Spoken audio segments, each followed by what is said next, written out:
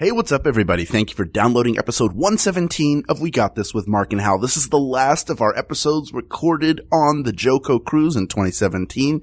And of course, that ship has literally sailed. But next year's cruise is open. You can get tickets right now. You can go to jococruise.com. It's going to be a great time. I can tell you from personal experience, you do not want to miss this. It is a week-long party. It is a summer camp. It is playing games, making new friends, seeing friends that you haven't seen in a little while. It is amazing. But for now, settle in and enjoy episode 117 of We Got This with Mark and Hal. Hello, I'm Hal Lublin. And I'm Mark Gagliardi. Since the dawn of humanity, one issue has gone unsettled. With the fate of the world in the balance, we're here to settle, once and for all. Best Picture winner. That's right. Don't worry, everyone. We got this. Podcast should have a theme song. Podcast should not have a theme song. Yes, they should. No, they shouldn't. They sound good. Yeah, but people are just going to skip past it. You know what? You're right. We got this. Mark, it's time for our boat podcast part 2. That's right. Are you ready? We're not on a boat, Hal. We're on a ship. All right. We have determined We established this before. Yeah. A boat is 6 people or less. Okay. A ship is more than 6 people. Obviously. Yeah. And a jet ski is like a yacht, but for one person. Exactly. There we go. So we're shipping. Yes. We're a podcast doing some shipping. That's right. Is that a thing that happens in podcasts? People talk about shipping? Yeah. Right on. Great. Yeah, of course. Or at least about podcasts. Some of the ones that we were involved in. But today we're here to talk. The Oscars have concluded as of this recording, but only very I recently. did not watch the end of the Oscars. Congratulations to La La Land. Yes, congratulations. We're so glad you won. That laugh you heard is our guest. You may know him as the host of Song Exploder or the co-host of West Wing Weekly with Joshua Molina. Please welcome Hrishikesh Hirway. Hey guys, what's going on? Thanks for being here. I ship you guys pretty hard. Oh, thanks, man. Your ship name to me is Lovely Arty. It's perfect. Hashtag Lovely Arty. If you're following along at home, please hashtag this Lovely Arty Way. That's all 3 of us. It's a 3-way ship. What is that? OT3, right? One true 3, because OTP is one true pair. Oh, that's right. OT3. There's one true trio. Yeah, one true trio. You down with OTT? Yeah, you know me. So we have 90 years of Best Picture winners to go through. 1927 was the first Best Picture winner, down through this year, when the actual winner was Moonlight. And we're going to discuss them in real time. This is a 90-year long episode. This is really going to take a while. Each movie, but unlike all these other podcasts where they just summarize, like you guys do on West Wing Weekly, where you break down the episode, we're just going to watch it. So you're just going to silently hear us once in a while a laugh or, Yeah. We're all watching it with headphones too. Yeah, exactly. We're not going to let you in on the audio. And then there's a year-long gap until we watch the next movie, but we'll be recording the whole time. Right. Yeah. It'll just be blank audio going. Is Shia LaBeouf producing this podcast? So let's, we figured the way to break down Best Picture winners, our version that may not get the silver and bronze medals right, but is going to get the gold medal just right, is we're going to pick, by decade. We're going to pick a winner per decade, then we're going to pit them against one another. Yes. So the first decade, jumping right in, the Yeah, first you're jumping decade right that in. we have to deal with is, and full disclosure, I have not seen all of these movies. Me neither. How many of these have you seen? There are 89. I'm sorry. There are not 90 because 1928 was the first Best Picture winner. I've probably seen 30 of them, maybe. Okay. Do you remember the first time AFI put out their top 100 list of the greatest movies of all time? This was like 97. I remember this vividly. Yeah. I don't remember the moment. I remember many times when I've Googled it. But You don't remember where you were when that list It was one of released? those go to the internet for everything things, and they actually printed it, I think, in an Entertainment Weekly issue or something. So that became a reference Bible Right. for me of movies I should see. Yes, I used that as a checklist. I think I'd only seen maybe 20 of the films on the list, and now I think I still have maybe 25 left to go, because I would just rent them. I didn't date in college, so I just rented 3 movies, and I just, as quickly as I could consume them, I sort of burned through. And some of them are on this list.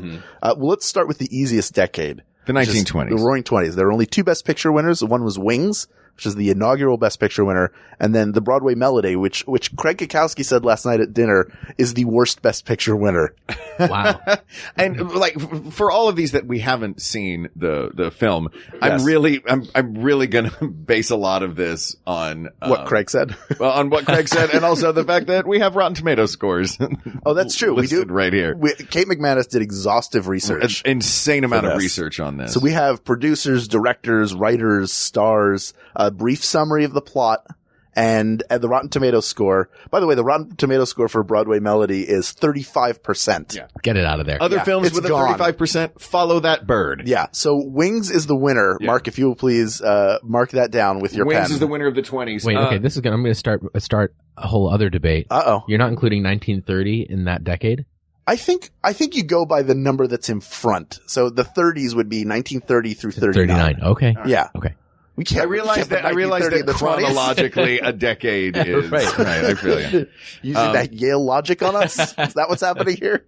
Did you go to Yale? Yeah, I did. Oh, Yeah. Smartman is going to I be on the know show the this day. full story. I did not know that you brought a smart person. Yeah. He's smart. He's well dressed. Yeah. And he's a successful Great podcaster. composer. He's everything Great we want to be. podcaster. That's why we had him on. Well dressed is a good one because then people who are listening can't disagree with you. It's Just impossible. imagine. I'm in my full scuba suit. I want to point out as we're doing this, I'd like to, cause Kate has found some amazing tidbits Yeah. about these movies. So I will throw out a few of these as we go along. One is that the Broadway Melody, a film called The Broadway Melody, which is about women who go to work on Broadway doing musicals.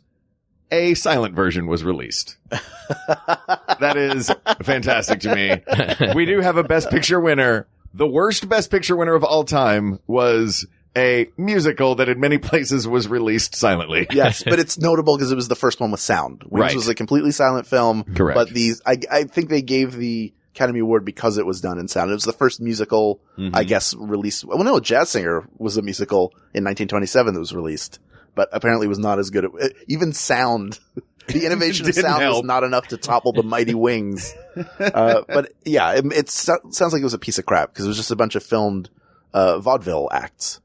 That's all it was. Yeah, which is- like the pretty loose structure of two girls go to be Broadway stars. It's Yes. just an excuse to show a bunch of Broadway musical things. We can all agree that no black and white movie is going to be the ultimate winner, right? Because that's just lazy filmmaking. There's so many colors they could have chosen. Yeah. well, and they only picked, They just went yeah. with shades of gray. So like, Oh, that 50 just Shades of seems- Grey. Did it win Best Picture? Oh, see again, not color. So But- that movie is black and white. I'm pretty sure, right? I think so. yeah. If they didn't make 50 Shades of Grey a black and white movie, they really missed an opportunity. Certainly how everybody feels about it is pretty black and white. I will say there is one black and white film that's going to appear way later in the 90s. Paper Moon. Oh, the artist. Schindler's List. Oh, also Schindler's but the List. artist, The Artist as was well. another There great have one. been latter day, although Schindler's List does have that red coat and fire in it. right. Yeah. So I guess there is some color. And the end. And it's got the, There's yeah, that's color got as well. the cemetery at the very Wait, end. did Paper Moon win by Best Picture? I don't know if it did. That was in 1970. Here's another thing. No, that was, The Sting, I think, won that year instead of Paper Moon. So, that's another one. But we 70s gotta jump into the 30s. yeah, I think the winner will be in the 70s. I'm going to guess right now. That's 70s my is going to prediction. be is brutal. 70s is a great time. Yeah. Again, I'm going to do another episode that we're not doing best Oscar losers. Like the 70s Yes. is brutal. Like you could have, there's so many best picture losers from the 70s that would have destroyed any other year. Are you a big Oscar, a big Oscar guy? Not that you watch it but sort of like tracking the history of it and this is who won and this is who should have won? Or do you get into that, into the awards season in general? Not so much. I mean, like I feel like I've paid attention to it up, as far back as like 1970. Before that, not at all. But you know, like I'm aware of like The Conversation and Godfather Part 2, two Coppola movies, both being nominated for Best Picture. Right. And Chinatown, I think, is also that year. Yes. That's 1 year. That's crazy. Yeah. Yeah.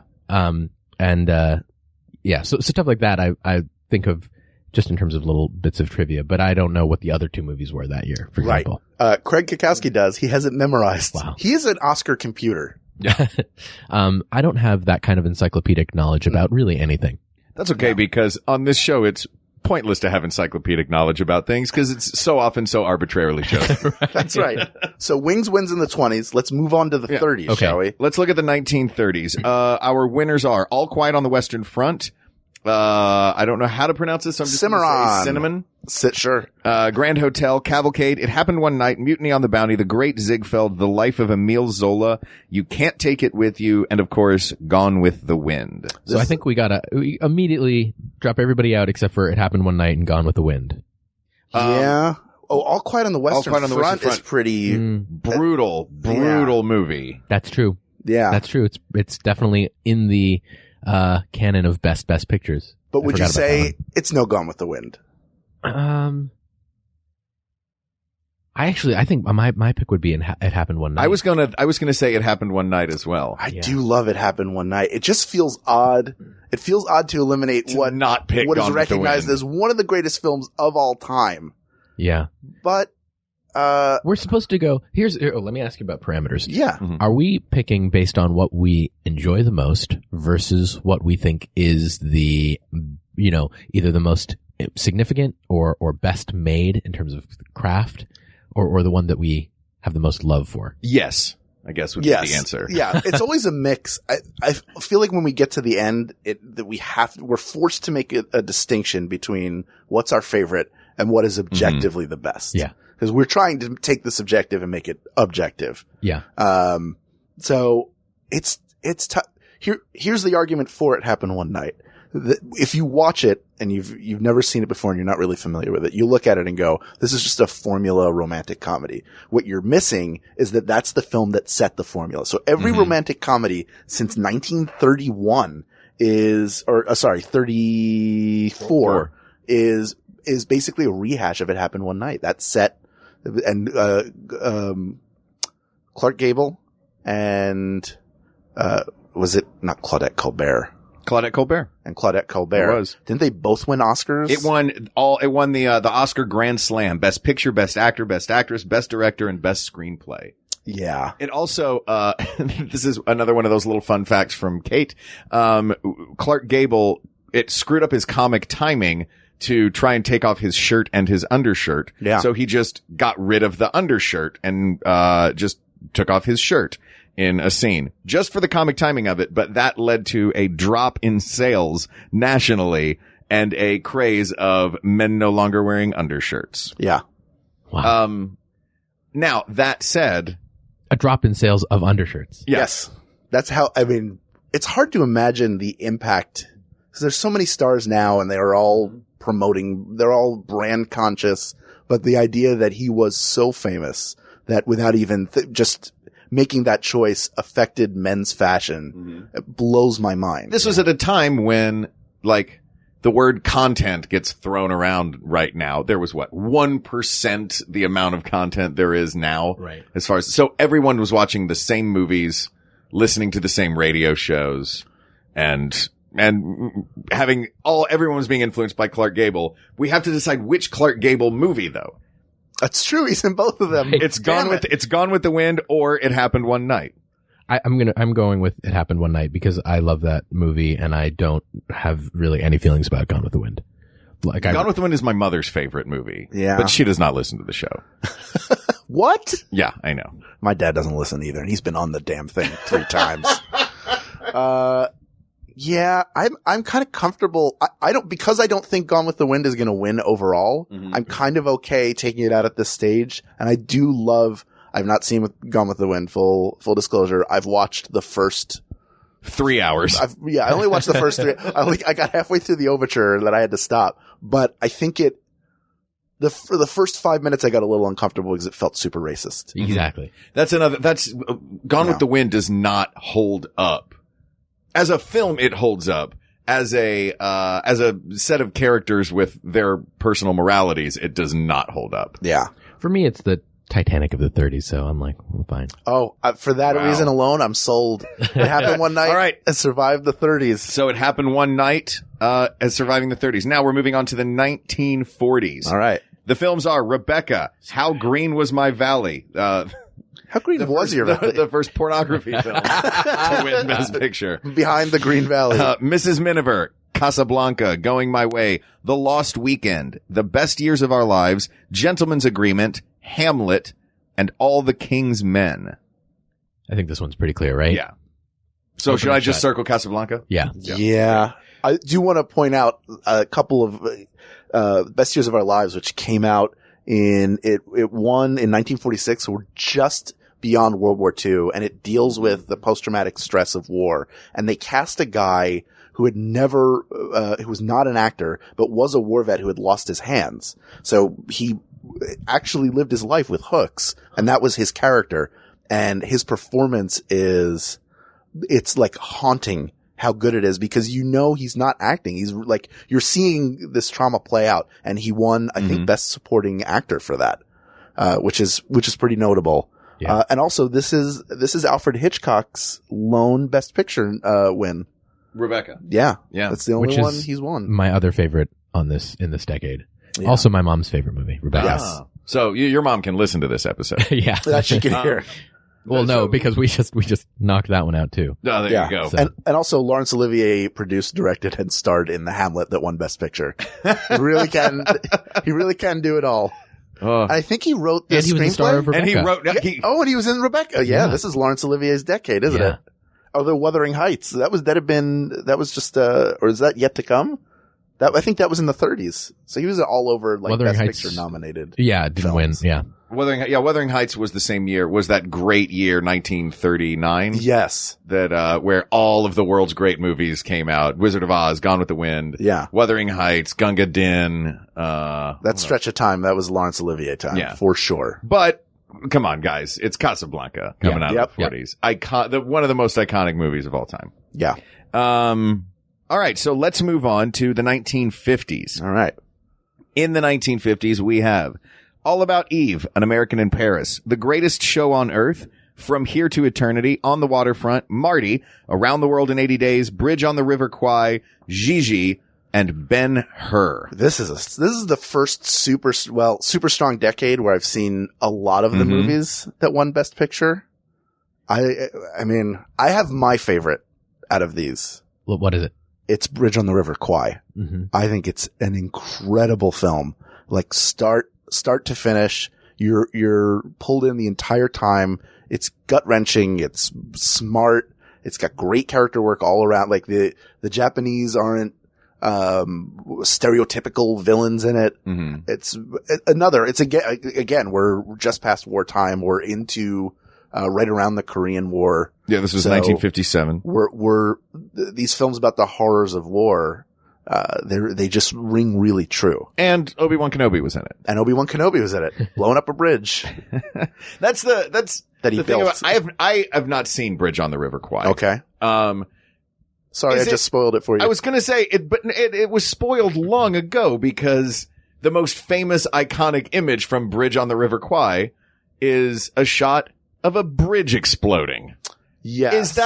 Has that movie now been spoiled for me because I've seen that iconic moment? It has. It's not really about the bridge being destroyed. It's about why and how it's built. It's and about the people. It is about the people. Why are you so resistant to character development, Mark? Character development. But that's a strong contender for me. But also, I mean, on the waterfront, Elia Kazan, Kazan and Brando, that combo is generally pretty pitch perfect. yeah. I don't think that there's any chance that some movies, there's just like how I was saying, Gone with the Wind is kind of like the Titanic of its era. There's another kind of mode of Best Picture winner that I think It Happened One Night falls into, that also Marty falls into. Okay. It's like smaller movies. Just seems Yeah. an interesting story about a person. Yeah, Yeah. I don't think that a movie like that is going to win. I don't even know if they'll make it into the top bracket. Well, I guess Yeah. It Happened One Night. We just put it in the bracket. But Right. in any case, those movies are really, I think that it's really nice when a movie like that wins Best Picture. Like Marty is not what you'd expect. It's not a road movie the way Gone with the Wind is. It's about as opposite of that kind of film as it could be. But I wanted to give a special shout out to Patty Chayefsky. Yes, for sure. And also, a little factoid about Marty.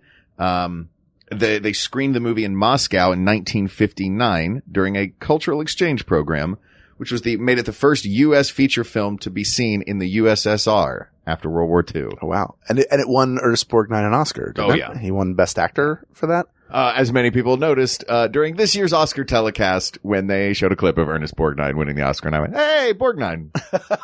Like, that's a drinking game. Is he your buddy? You have to go, "Hey, Borg." No, I just like saying his name like he is my buddy. Yeah, of course. Like, "Hey, Borgie." Ben-Hur is also pretty, like, that's Ben-Hur was going to be mine coming out of this decade just because I love Swords and Sandals. Yeah. Swords and Sandals are fun movies. It is real long. I mean, a lot of these films are very, very certainly long. the pace of filmmaking, even in the last 10 years or 15 years, has become breakneck. And it makes those films a little bit more plodding to watch. Mhm. And Ben-Hur is definitely like that. That's when you watch you watch it as a family on Sunday evening. Yeah. Like that is the time to watch Ben-Hur. It's not like, it's 7:00 on a Wednesday. We want to watch a movie and just unwind. Yeah, let's just relax after a long day. You know what? Let's watch Ben-Hur. Yeah. And All About Eve is great too. Mm-hmm. Classic sort of Hollywood tale. So of all of these, and they're all really great. That was the most lip service, basic amount of time spent on a movie, which was like, here's a lot of details about this one and a lot of details about this one. Also, they made All About Eve. So I'm thinking coming out of this decade. Well, no, it's beautiful. It's got great costumes. The performances are fantastic. And I remember watching it. I watched it when I was in a voiceover class and I had to voice match George Sanders. Mm-hmm. So I watched that. I was voice matching him in the Jungle Book, but I watched him because the character he played, that sort of, I'm George Sanders. Like, he does that in All About Eve too. Is he Colonel Happy? He's Shere Khan. Shere Khan. Oh, yeah. Yes. It's just a great performance. And it is a really enjoyable film, but I don't think it's anywhere near whatever film is coming out of this decade is not going to be that one. No. So I would pick Bridge on the River Kwai. You like Ben-Hur. Mm-hmm. What do you think? On the Waterfront. Oh, wow. I mean, we're not picking best movie of the 50s because chances are the 70s are going to win this thing anyway. We're not. So you want to take all three of those? Let's take all three. Let's take all It's three. fine. We've already Go with Bridge on the Water. Wait, you're going to. I'm happy. I would say Bridge on the River Kwai. I can switch to Bridge on the River Kwai. Bridge on the River Kwai is great. Again. So let's take that one. Again, Sure. our silver medalists aren't always Oh, correct. man. I think of all of those options, like I think just Brando in On the Waterfront is my favorite performance of all of those movies. Really great. And also Betty Davis in All About Eve. Yes. But I think Bridge on the River Kwai is just like the ambition and the scale of it is. I think that wins. Yeah. Yeah. I'm convinced. All right. So the 60s. Let's move on to the 1960s. We have The Apartment, West Side Story, Lawrence of Arabia, Tom Jones, My Fair Lady, The Sound of Music, A Man for All Seasons, In the Heat of the Night, Oliver, Midnight Cowboy. Man. Oh, I can't believe Oliver sandwiched between In the Heat of the Night and Midnight Cowboy is hilarious. that one. That's the one that pisses me off the most because Oliver. Yeah, because The Lion in Winter was nominated that year yeah. and lost to Oliver, and that is garbage. Wow. Yeah. Oliver is fine. It's great to watch as a kid. Yeah, I guess. It does not feel, but this was like the decade of the musical. Mm-hmm. We got My Fair Lady, West Side Story, Sound of Music. Mm-hmm. And Mary Poppins was nominated and lost to My Fair Lady. I think it was the same year, if I'm remembering properly. Or the year after. Don't know but I know Julie Andrews This won is the Julie Oscar. Andrews' decade. Mm-hmm. Yes. Because she sang in My Fair Lady too. Yeah. So she's all over the place. This is her. This is the decade of Mary Poppins herself. But we can't pick Mary we Poppins. can't pick Mary Poppins. I love The Apartment.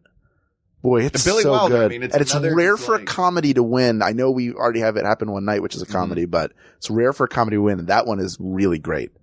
And I love Midnight Cowboy too. It's sort of marked a transition. It's the perfect film to transition from the 60s into the 70s in terms of filmmaking and getting grittier. It feels like In the Heat of the Night and then Midnight Cowboy would have been a smooth transition into the 70s, except that Oliver was jammed in there. Well, we had to go back to Comfort. They're like, we're going to do one more of these real quick. Yeah. Did you guys ever read the book Pictures of Revolution. Oh. No, I haven't. Remember that? It's a book by Mark Harris about the 1967 Best Picture nominees. Oh, wow. And it's about the transition. I think the subtitle is something like Hollywood at a Crossroads or something like that, between the difference between filmmaking pre-1970s and then the filmmaking that was about to come, because those five Best Picture nominees were In the Heat of the Night, and then another Sidney Poitier, Guess Who's Coming to Dinner, Mm-hmm. and then Bonnie and Clyde, Dr. Dolittle, Yeah. and what was the fifth one? Was it another fluff one or Titanic. another important one? It was Titanic. It was, So both. Yeah. wow. We're going to take a break. Yeah. Yeah. And, we're We'll see going if Rishi can think of it. Rishi's going to think of it while we tell you about some of the great podcasts on the Maximum Fun Network. I'm Biz. And I'm Teresa, and we host the weekly comedy podcast One Bad Mother, We celebrate our moments of parenting genius. as well as our failures.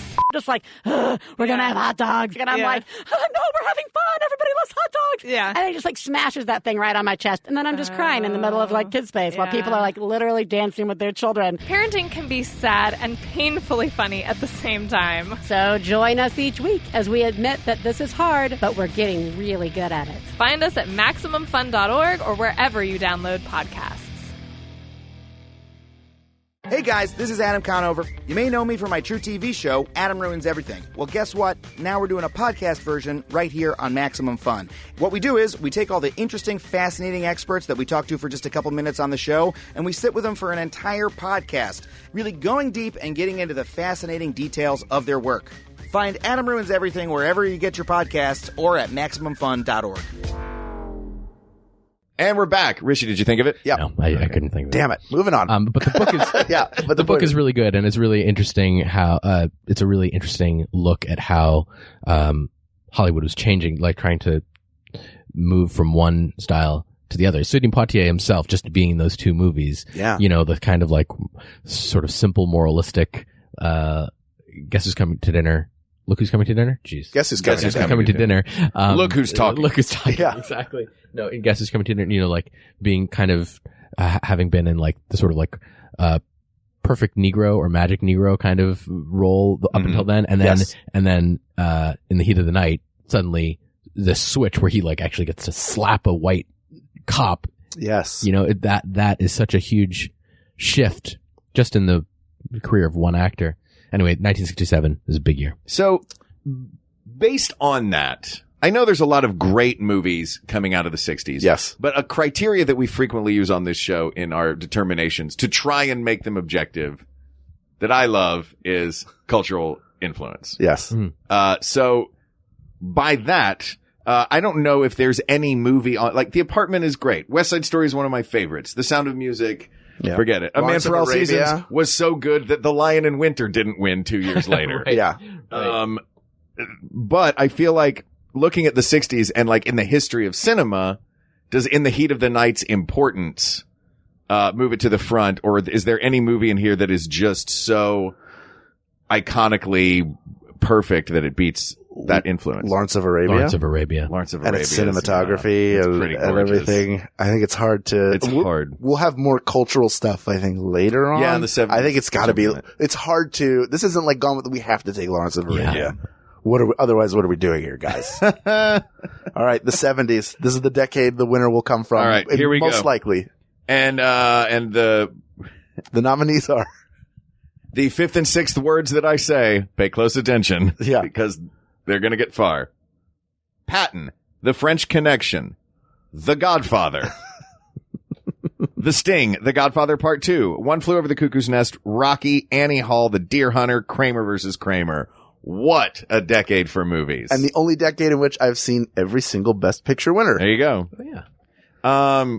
Look, as much as my mother loved Gone with the Wind, my father loves The Godfather 10 times as much. So as a child, The Godfather was the movie that was our Sunday night movie. That it was on at all times in my house.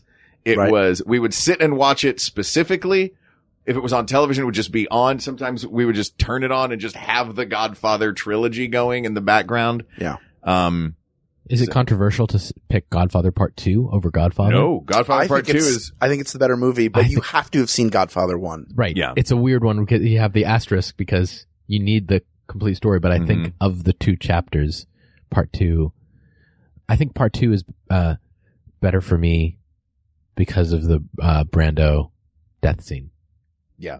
It's a great death scene. Like they're both so great, but that's just edges it out a little bit. And all the De Niro stuff. Have you guys ever seen the Godfather saga? Oh my goodness.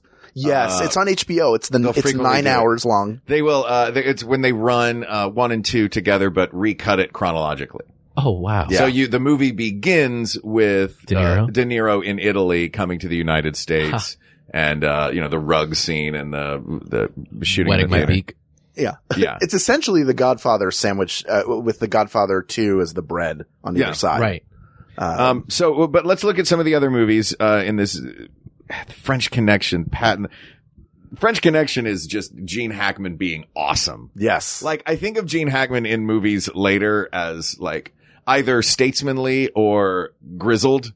Yes. But in this, he was just a tough, awesome action man. Let me ask you guys something. Was this performance a precursor to how great he was in the movie Loose Cannons with Dan Aykroyd? Yeah, I think that's what got him cast. Yes, that's a really good resume builder. That role for Gene Hackman and realizing that context and like that version of him as an actor. Remember, it was sort of happening around the same time that I started to started to hear funk songs that I knew only as samples and hip hop songs from the 90s. Where you're like, oh yeah, this is a whole song that's great on its own. Same thing, and like, same thing happened with Gene Hackman, where I was like, oh yeah, he's got this a really, really badass dude. Yeah. And Michael Caine too. Yeah. Where like I never would have imagined him as having had like an action career. Yeah. And then sort of a young playboy action guy. Right. Yeah.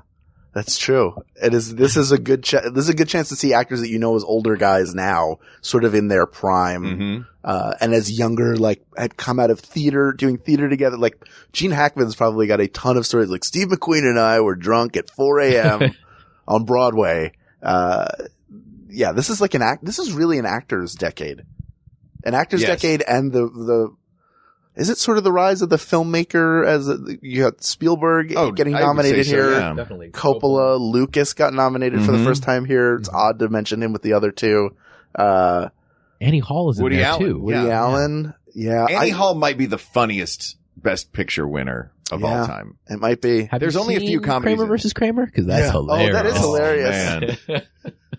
The way that family gets torn apart, man.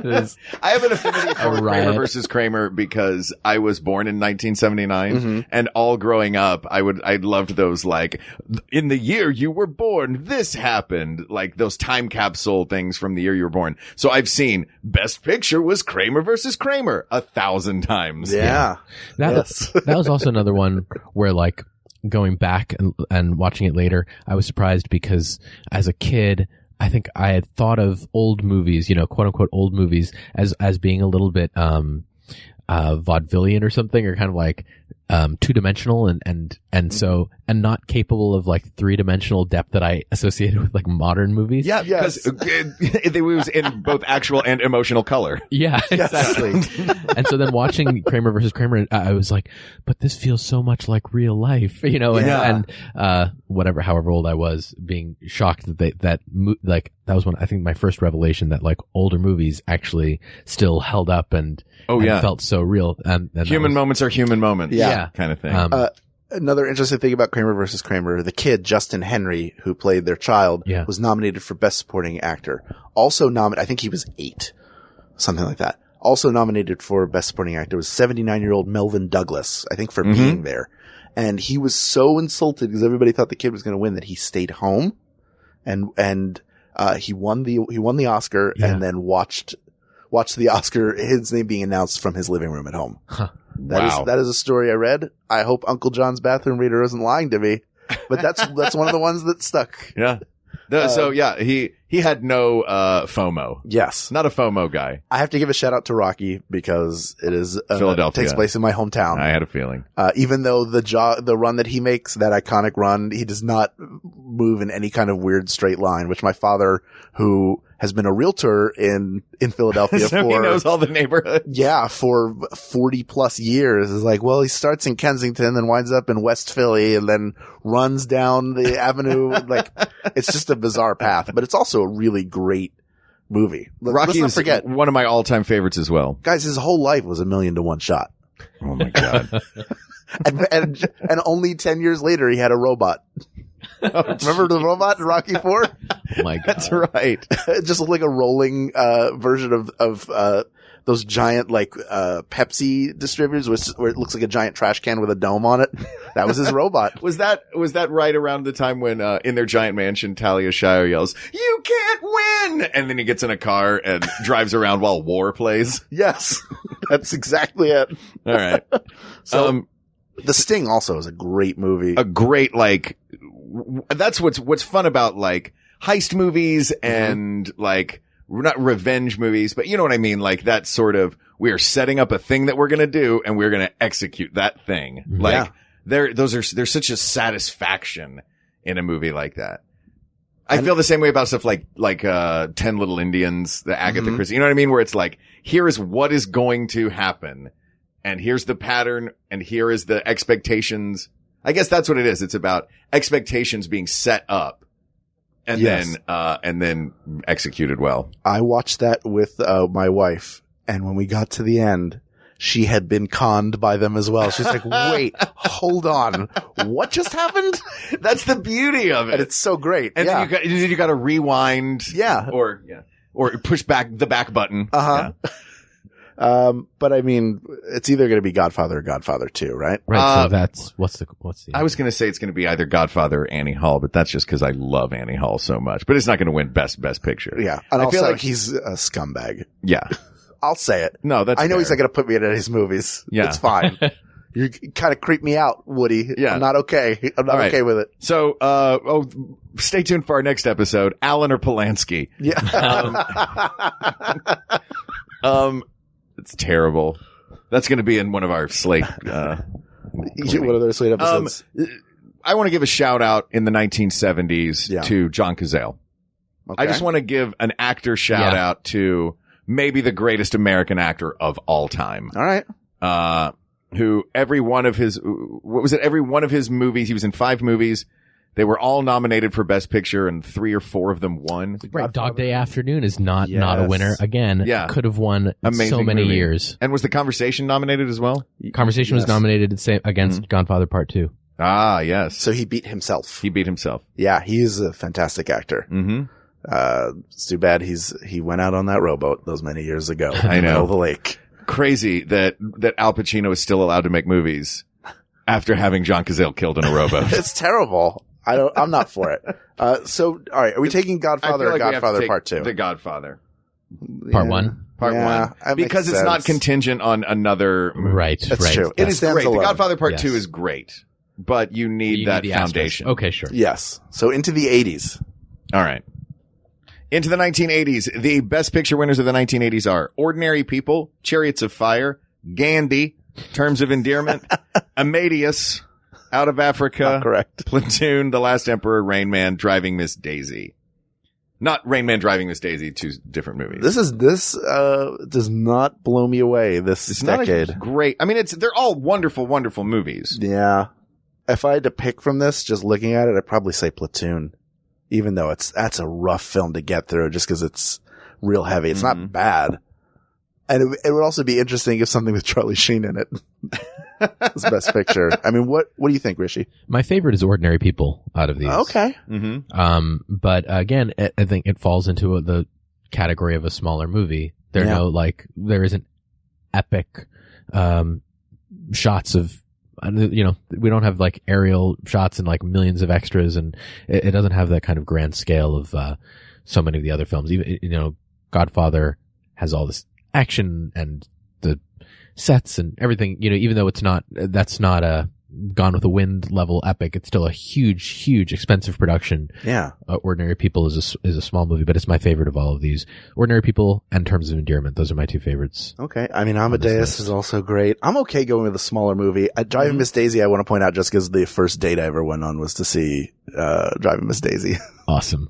Just real. That's weird. a real sexy one. It was either that I or, loved Driving Miss Daisy. Yeah. It's really good. And it's a great relationship movie, like just real quiet. That, it's like our favorites. And these are, again, this seems to be coming down to none of these are the icons that Right. some of the other ones are.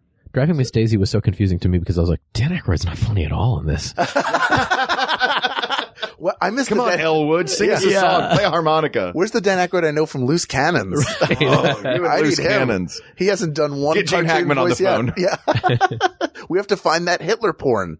That was the whole thing of Loose Right, Cannons. If right. you haven't seen it, Finding a Hitler porn. a pornographer, played by Dom DeLuise, had some like video of the assassination of Hitler that he'd hidden in a porno film.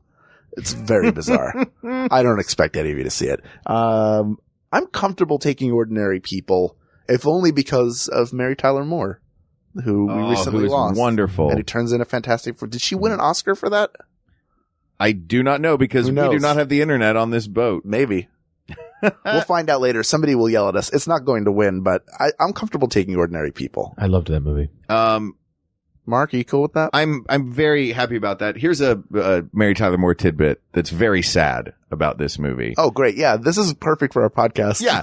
During production, she lost her sister and her son Oh, and jeez. still managed to make the movie. Jeez. Wow. That is a rough set of circumstances. They're dealing with the loss of their son in that film. Mm-hmm. And Timothy Hutton plays the younger brother, and he won an Oscar for sure. Mm-hmm. So good, kudos to her for working through that. So this, in honor of Mary Tyler Moore, Yes. Ordinary People is moving on Yes. to the finals. I do love Rain Man. I just want to say I love Rain Rain Man. Man's great. Yeah. Yeah. Definitely. Although Definitely great. That went on too long. That bit of like, before we had memes, it was just people going, definitely. I do a great impression of Rain Man. You don't. No, you Definitely. just say definitely. You don't. Definitely don't. Definitely don't. In the 1980s, it was, no, I don't want to hear your Rain Man. Yeah. In the 2000s, it's, no, I don't want to hear your Walkin'. Yeah, exactly. Yeah, we get it. He liked underwear from Kmart and he drove very slow on Sundays in the driveway. It's fine. The 90s. All right. The movies from the 90s. Dances with Wolves, The Silence of the Lambs, Unforgiven, Schindler's List, Forrest Gump, Braveheart, The English Patient, Titanic. There's our winner for the whole thing. Shakespeare in Love, and American Beauty. There's some great ones. I think 97, and you agree with me here, Rishi, because we've already talked about it a little bit, is the greatest, I think it's the greatest Oscar travesty of all time, is Titanic winning Best Picture. Really? It is a middling romance story, romantic drama that takes place on a boat full, or a ship. A ship, more than six Sorry, people. I tried to think of the right one and I got it wrong. On a ship full of fascinating stories. If you want a great Titanic movie, watch A Night to Remember. I think that's the defining Titanic film. And this is the thing about Titanic, though. You can't look at it just as, I feel like it won Best Picture, and that was a victory for the great film technicians. Titanic was the movie that it was because of the insane amount of great work done by really, really talented special effects people and stunt people and computer graphic generators and art designers. That's where the joy in that movie comes for me. That said, the story is fake fluff, like you said, on a boat full of amazing real stories. Yes. This one for me feels like there's what I call the American Music Awards Oscar. You know, the American Music Awards, which is different from the Grammy, where they give awards to the record that sells the most copies. Yes. Is that really what the That's what award they do. is? It's based on who sold the most Oh, that's ridiculous. copies, which is why we talk about That's the why Grammys, Sweating but to the we don't Oldies talk about won every year. And so it feels like that, where it's like, or like the Yankees awards, like who spent the most money Yeah. to get the biggest result. And you're like, sure, okay, yeah, this is a huge movie, huge box office smash. Yeah. But I don't think that it's a good movie, let alone a great movie. I know it's a cliche to talk crap about Titanic, but it's still, doesn't make it less true. Let me ask you this. Who do you think should have won Best Picture that year? Do you have the other nominees? I can tell you. It Okay. was Good Will Hunting.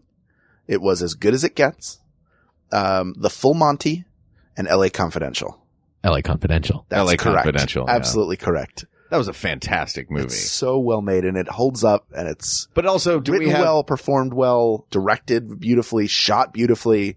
It's got a great score. do we have the same La La Land problem though, in that you live in Los Angeles as well? I do. Yeah, that all three of us have spent a heck of a lot of time in LA and we're like, oh, I know that. Oh, the Formosa Cafe. Oh, and there's so much like just. But when I love saw it, I loved it immediately, and I did not yet live in LA. Okay. Yeah, I didn't either. I saw it in college. I guess I didn't either. Yeah. So you certainly could So appreciate the it a best little picture more. of all time, is Swingers. LA Confidential. I think out of the 90s, you have to take Schindler's You List. have to. It is an important piece of filmmaking. Mhm. It's rare that a film is so transcendent that it's used as a teaching aid. I remember when the film first came out, they were screening it as like part of a rehabilitation for people who had been, for kids who had gotten in trouble for being racist or dealing with anti-Semitic problems in the Midwest. Huh. My school, and I went to a hippie liberal school, so we also walked to the local theater to see Dances with the Wolves, but we did that with Schindler's List. It Yeah, was we had a field required to trip go see it. we had a field trip for Schindler's List as well. Yeah, that's a tough one to beat. And it's Yeah. really, I didn't cry watching it until I watched it last year. And I saw it a bunch of times because it's part of my heritage. When I visited Israel, they were getting ready to film it. And I visited the Holocaust Museum there, which is called Yad Vashem. They were like, here's the tree for Oscar Schindler, who you probably haven't heard about, but Steven Spielberg is making a movie about him. And then they had some survey that was like, if Steven Spielberg made a 3-hour black and or would you watch a 3-hour black and white movie about the Holocaust? And most people said no. And they said, if it was directed by Steven Spielberg, would you watch it? And then it moved to the yes column. And it's his masterpiece in a great career. A masterpiece. The masterpiece of Steven Spielberg. Like the guy that made a lot of pretty good things. Mm-hmm. Yeah. Yeah. So, there's just no, it was either that Sorry, or Forrest folks that Gump. wanted to listen to our comedy podcast. We're going to talk about the Holocaust for a minute. The Holocaust and the terrible things that have happened to Mary Tyler Moore and her family. Yeah. All right. Moving on to the 2000s. We have Gladiator, A Beautiful Mind, Chicago, Lord of the Rings, Return of the King, $1 Million Baby, Crash, The Departed, No Country for Old Men, Slumdog Millionaire, The Hurt Locker, and that is it. Well, I feel like in the 2000s, and this is going to sound like a crazy one, The Lord of the Rings, The Return of the King. The Lord of the Rings, The Return of the King was really for the Lord of the Rings trilogy. Can we all agree that that movie won Best Picture because the trilogy deserved a Best Picture win? But I do think it is the best one of the three. You think? I mean, sure. Of the three films, it's a wonderful, wonderful movie. right. All of which were nominated for Best Picture. I feel like that Right? one won because yes. Yes. I feel like that one won because they're like, well, we have to. This is our last chance to let Lord of the Rings win. It's almost like they knew the Hobbit movies would be terrible. Yeah. Yeah. I mean, it's a masterpiece. That for me is the one that looking at this list comes out. I mean, The Departed is one of those great, just gritty crime movies. I like it. Was that Jack Nicholson's last movie? No, cause he did, Cause he's sort of retired now. he's kind of retired, but didn't he do another one after Did that? he do Bucket List after that? Oh man. Did he? Jack, So he did you? Secondhand Lions 2. Was after that. Too Many Lions. Too Many Lions. I'd say my favorite movie here, my favorite movie is probably Chicago, and the one I would take personally would be The Hurt Locker. Mm-hmm. Chicago goes on my list of worst Best Picture winners. Really? Oh, I Why? love Chicago. I'm a musical theater fan though, so. And I'm not, but that one just brought me in. I was like, oh, they figured out how to, was it Rob Marshall? Like he figured out how to make a movie musical that I could watch. Oh God, I hate that movie so much. Why? Tell me. It's just, well, I hate the music in it. I hate the songs. Look, if you hate the music in a musical, you're not going to like the movie. But I also think, I thought it was too much of a caricature. Like I didn't find, I have trouble with musicals anyway. Okay. But not as a rule. Right. Just in general. You mean you don't like them, or like you have, like they give you trouble? Like they come rolling up on your house at night. The kids from Oliver are like, Right. Exactly. what are you saying wrong about our movie? I got your watch. Yeah, there are musicals that I like, and even musicals that I love. But in general, a lot of times I feel like, and Chicago is like the paradigm of it is like the music keeps it from, I can never get into the movie because the whole thing has like a weird glossy sheen that's impenetrable, and that never feels like, I never get any kind of connection to it. And so with that one, it just felt too slick and not, I never connected with it ever. And I think the casting was weird. I thought Renee Zellweger was really bad in it. Oh, wow. I liked Renee Zellweger in it. I did thought too. that when I was watching Richard Gere in it, I did spend a lot of time thinking, man, Hugh Jackman would have been great in this. Like, thinking of the other actors that should have done it. Yeah. But I really liked it. If a musical, the glossy sheen of a musical prevents you from connecting to it emotionally, I use the music as, and the songs as the training wheels for connecting to it emotionally. I'm I like, see. this is how I'm supposed to feel right now based on what the music is doing. Right. Yeah. So, okay. Yeah. I'll let myself feel that way. But see, I thought coming in here today, I thought that Titanic in Chicago, we would all be in consensus about it. You were looking for buddies. Sorry. Oh, sorry. We're both fans. Here's my pitch for The Hurt Locker. Okay. Not only is it a fantastic movie with great performances in it, but it was directed by Catherine Bigelow, who was the first woman to win Best Director. So it is a landmark film in that, you don't watch it and it's sort of like you could watch it and not think about whether the director was a man or a woman, which seems like an odd thing to think about anyway. Right. But it's not like this is clearly a Nora Ephron film. Like Right. she's directed a great film, and I think she will prove to be a barrier breaker for years to come. So that would be my pitch for that movie. I mean, I didn't like $1 Million Baby. It's just heavy. And I do not like No Country for Old Men. I liked all. No Country for Old Men a lot. I like half of it. It felt like half of one movie and half of another movie, and You I like like the first Javier half. Bardem half. Yeah. not Yes. that was the fun half. not the Brolin half. Yes, and the end of that movie. Or sorry, I mean, you like the Brolin half, not the part where it's like, and now he's dead, and Yes. we're just like gonna do an extra 30 minutes without him. Yes, it felt like I got tricked into watching the movie, and then the end with the Tommy Lee Jones speech. Right. I was done. Do you know, have you heard why they had Tommy Lee Jones make that speech? 'Cause they were why mad at me? Why the movie ended where it did? Why? Was because this was an interview I read or saw years ago, and I thought it was kind of cool that they wanted the movie to be from Tommy Lee Jones's character's point of view. So the moment he decides he is no longer part of this investigation, the movie's over. Wow. Well, Which I was like, oh, you know what? That's kind of a cool, weird, hey audience, you don't see this in a movie a lot kind of moment. yeah. I like that about The Hurt Locker.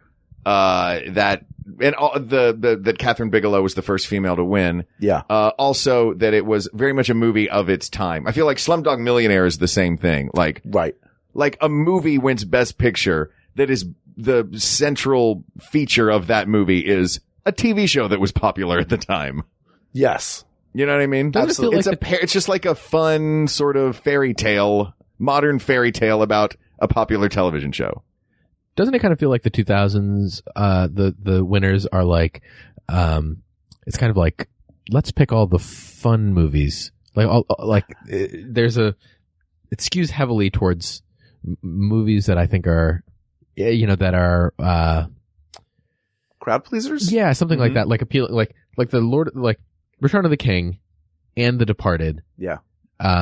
There's something about these that I feel like in other years maybe that these movies wouldn't have won. Even Slumdog a little And bit. Slumdog Millionaire a little bit too, where it's like Slumdog Millionaire ends with a dance sequence. Yes. It goes Out full of Bollywood nowhere. at the end. Yeah. Maybe it's in the 70s they were nominating films, and in the 2000s they were nominating movies. Yeah.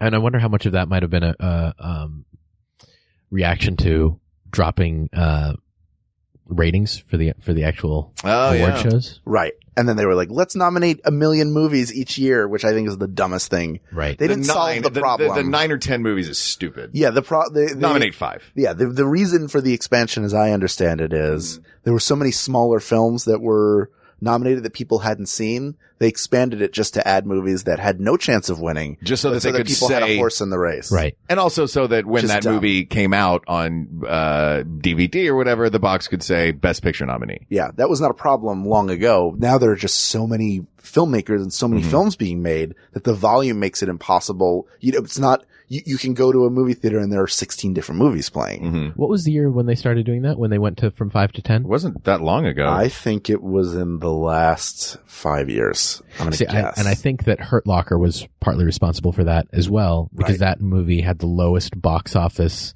of any Best Picture winner ever. Wow. Huh.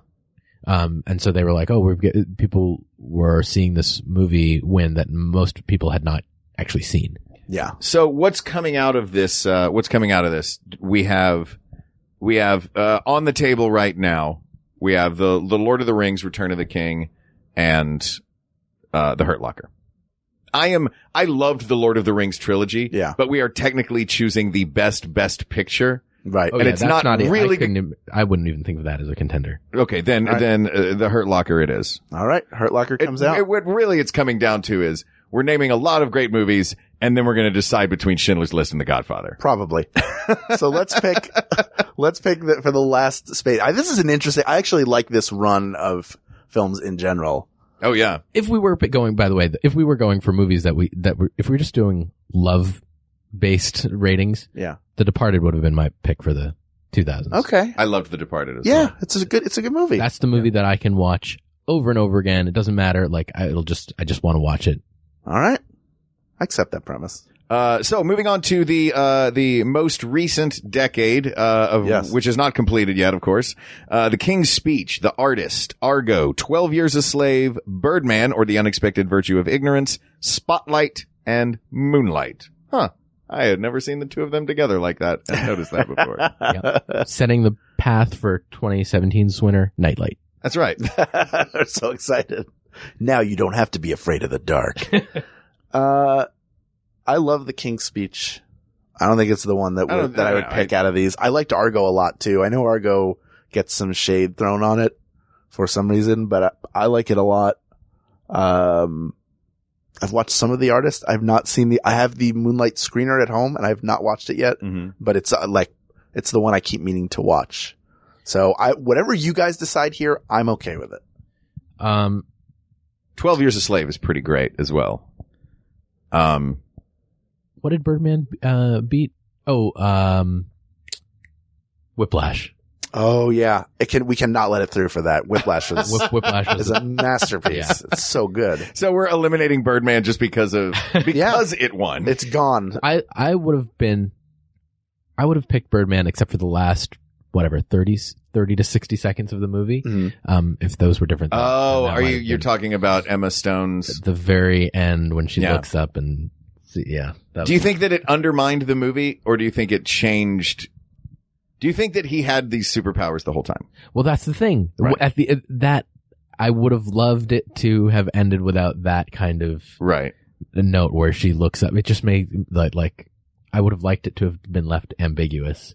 I have heard though. Do you think she was looking at something, or she looked out the window and was just looking wistfully up? No, I don't think she was just looking. I mean, they were like, I think it was like they were trying to have their cake and eat it too by being like, oh, we've left it ambiguous because you don't actually see him. You just see her.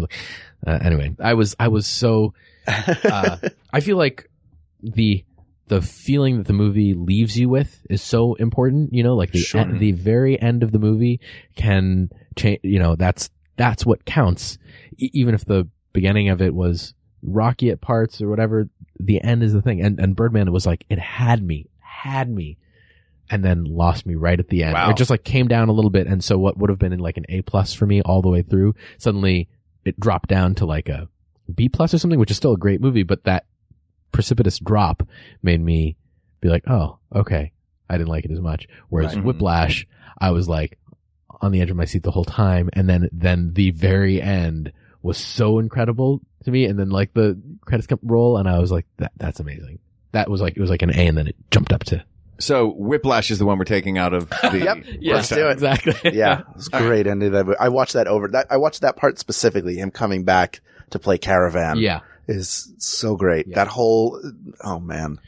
So for the same reasons, that thing of just like how, you haven't seen it, so I'm not going to say too much, but,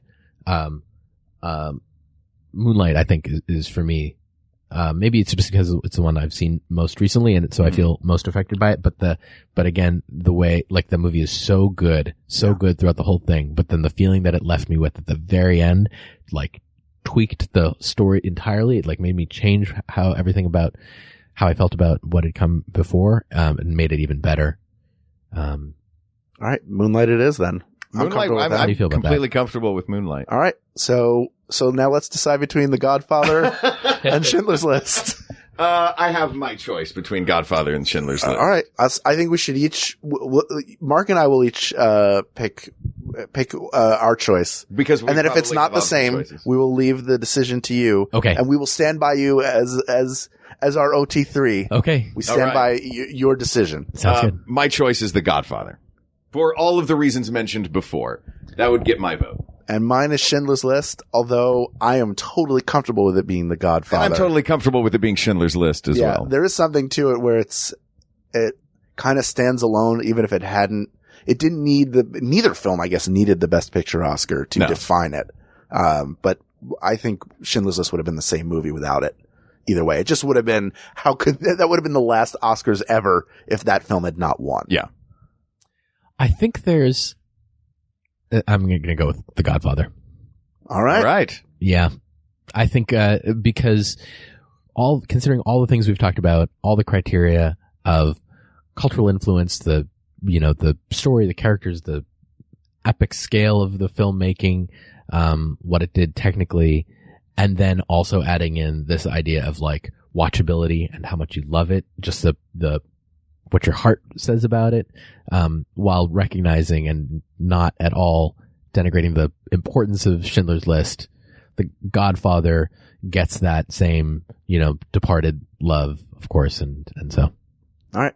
Well, then it leaves it to me to say, people of the world, Don Corleone, thank you for seeing me on this, your daughter's wedding day. I appreciate you selecting The Godfather as the best picture. And may your next podcast episode be a masculine podcast episode. The greatest best picture winner after over 90 years of the award being handed out is The Godfather. Surprising no one. Surprising no one at all. We led you on a serpentine journey through American film. Like Billy trying to get out the front door in the family circus. That's right. You wound up right back where you started. We should have picked Titanic just to see how many people are listening. Hey, our listenership is really falling off, Hal. Yeah, exactly. But our Twitter mentions are through the roof. That's it. Asked and answered. Godfather, best picture winner. Rishi, thank you for being on the podcast. Thanks for having me. Yeah, man, this has been super fun. And it's fun being on a ship with you for a week. Yeah. This is great. It's just starting. Right now we're essentially in port. We're in port at Cabo San Lucas. This is the second full day at sea. Mm-hmm. So there's so much left to go, but people will hear this soon. And in addition to your great work on Song Exploder, which you're going to be doing live on the boat, but the people on the boat won't hear this until later, and the West Wing Weekly with our buddy Josh, what else? Where can people find you? Where can they go get everything? Let's see. If you guys, we were talking about Get Out yesterday. Mm-hmm. If you guys have seen that, I have a band called Moors with one of the guys who's in Get Out, Keith Stanfield, and I make this project called Moors. You can look for that. It's on SoundCloud, Moors. We have an EP out. That's the most recent music project that I've been working on. Keith is also he plays Darius in Atlanta, and he's a great rapper. And I produced the music in that. And yeah, that's basically those are my main gems: Song Exploder, West Wing Weekly, and Moors these days. And where can we find you on Twitter? I'm at Rishi Hirway, which is Hrishi. Rishi spelled with an H in the front. Rishi Hirway. All right. Fantastic. Well, thank you for joining us. And this topic has been solved, but there's so many more out there. And we want to hear from you, the listeners. Tell us what you want.